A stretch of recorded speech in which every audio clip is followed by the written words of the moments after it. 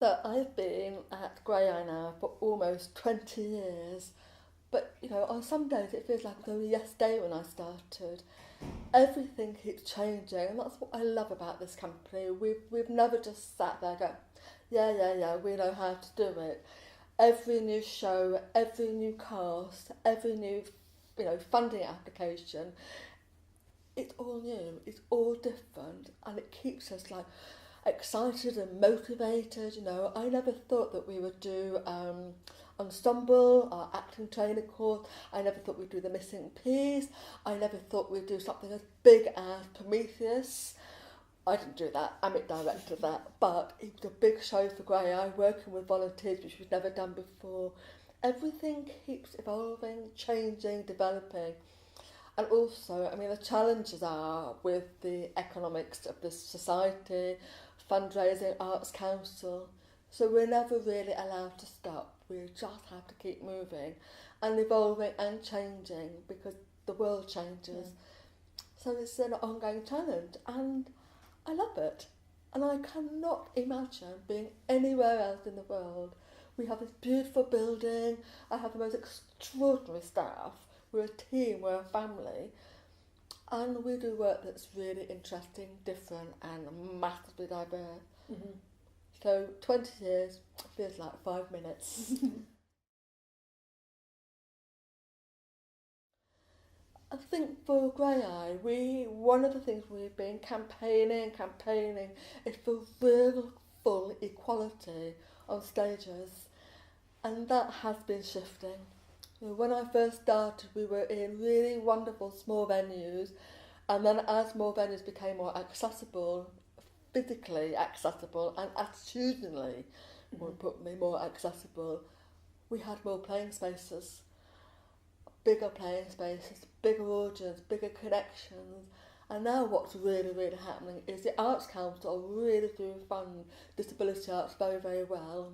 So there's a lot more of us, more companies out there, which is brilliant. And we've got Ramps on the Moon, big repertory theatres with Graeae, doing big shows with fully inclusive casts, using the aesthetics of access in the way that Graeae does. So the word is getting out there. And actually, as a community, we're not a community that sits still and waits for things to happen. We're very, very proactive. Mm-hmm. And we all are all fighting for change. And I think in theatre it's happening. It certainly happened in the stadium in 2012. The biggest employment of deaf and disabled artists in that playing field. Extraordinary.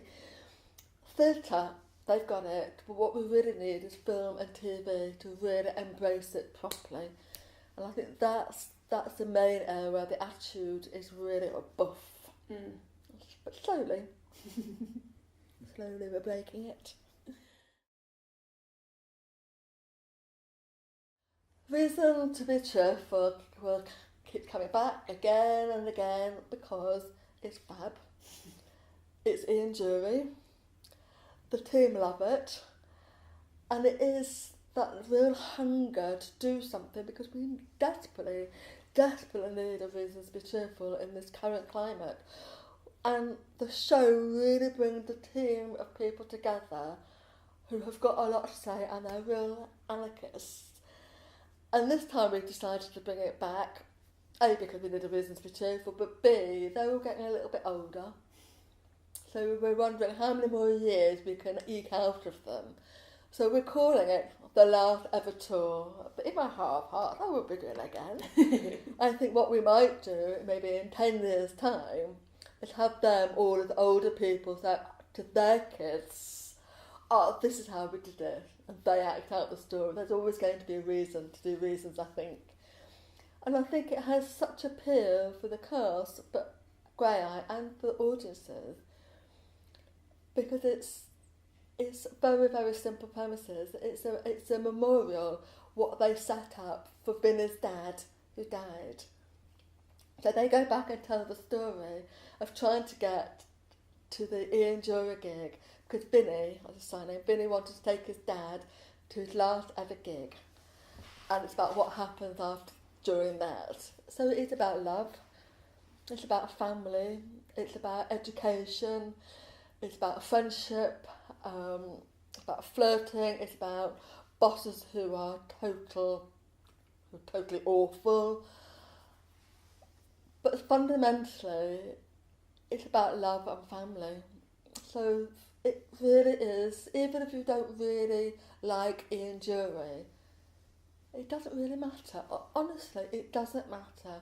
Because if you are part of a family, and most of us are, thankfully, part of families, you get it. It's for anybody who's ever fallen in love, and hopefully everyone has at some point fallen in love, they get it. Anybody who's ever suffered loss, death, we've all. There's so many of those human things. That's what the play is about. And then it's got the complete anarchy of Ian Dury songs in and around it. So we ask the audience to come in and be part of this memorial. They're with us. They eat twiglets through the show. They're part of the whole thing. So with them, our actors and the audience, we create one massive family. As a young person, I did love Ian Dury because he looked so different. He never apologised about who he was. Disabled geezer, but I could be whatever I want. So for you, growing up deaf or disabled, not having any real role models, seeing him was just like, wow. Oh wow, brilliant. And my sister used to write down the lyrics for me so that I could access the words. My dad hated him, so of course I was going to love him even more. And he was a Graeae patron, so he's given the company a lot of support. And it's when he died, my partner at the time said, you really need to do something to honour him. And that's why we have reasons. The Blockheads, that's a sort of Blockheads, they gave us that absolute endorsement from the start. And so did the Dury family, Jemima and Baxter. They have just been there for us. And so to have that real endorsement, I was like, feels like such a responsibility to get it right. So when they finally came to see it, I sat just behind them. So all the blockers were there thinking, oh please, and they were singing along underneath it, and then at the end of it they were up. And it was like, thank you. And Jemima just said, Jen, thank you so much. I've always said to my dad, Hit Me should be sung by a woman. And in our show, it's Janine who sings it, and it's so sexy. It's wonderful. So getting that endorsement from her really did mean something. Cheerful. I think at the moment with Ramps on the Moon, that's just done a massive tour all over the UK, and with Reasons touring, it feels like there's stuff going out there. And then the Arts Council have given funding to this thing called Unlimited. So that means smaller companies can start doing their tours regionally as well. So we are out there. There's still not enough. If you think how many theatres there are in the country and how many, in proportion to how many disabled artists there are, but we are getting there. We really are getting there.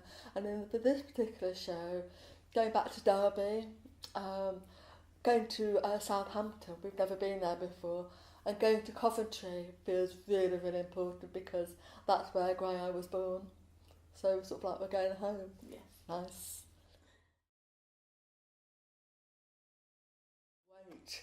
I cannot wait. I am beyond excited.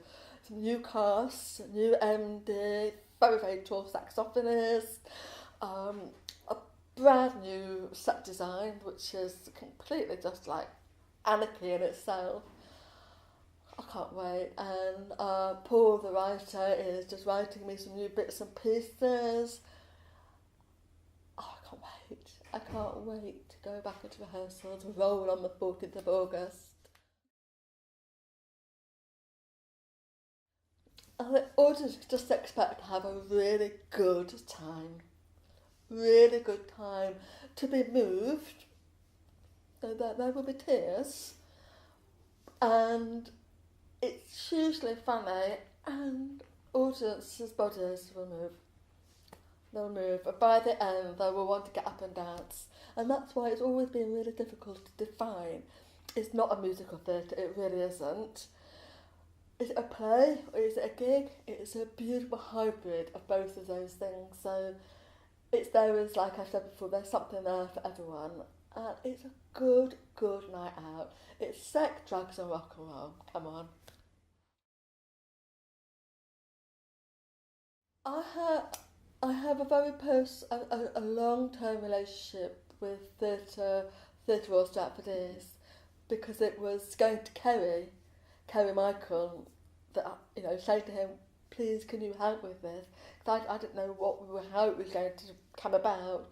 So it was a conversation with Kerry that said, why don't you talk to the then MD Robert? Why don't you talk to Paul to write it? So it was thank you to Theatre Royal Stratford for accepting this journey and going with it and allow me to have artistic control, but there to support and help make it what it is now. And also a very close relationship with New Wolsey. Because they've had Graeae shows time and time again when other theatres were still thinking it's a bit of a risk to have a Graeae show. New Wolsey kept championing, kept pining, and so good to be going back to them. So, and Coventry we're going to build up a new relationship with. Brilliant. Derby, I know Sarah Brigham very, very well there, but I don't know the theatre as well. So it's a real, again, back to that thing I was saying right at the beginning, it's a whole new journey. So I feel like I'm just, I'm a fool to the ball, but I feel like the new girl at Graeae. Like day one at school, that's what it would be like as we go on to this massive adventure.